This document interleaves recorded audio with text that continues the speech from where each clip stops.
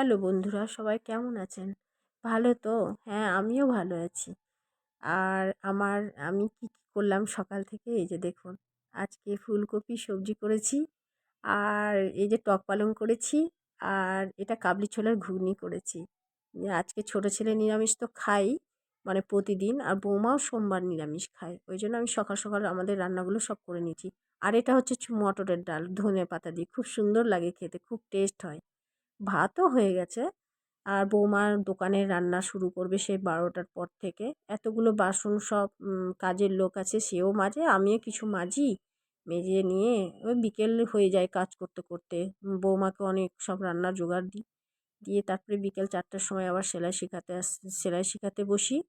তো সেলাই শেখানো প্রতিদিনই থাকে মোটামুটি। তো ব্যাচ আছে 6 জন 7 জন করে একেক দিন আমি সেলাই শেখাই।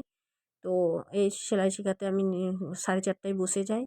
দিয়ে বৌমা বলল যে, "মা, আমাকে আটাটা মেখে দাও।" তো আমি বললাম যে, আটা আজকে মেখে দিতে পারছি না, তুমি মেখে নাও। আজকে আমার দেরি হয়ে গেছে। ওদেরকে ছাড়বো তারপরে।"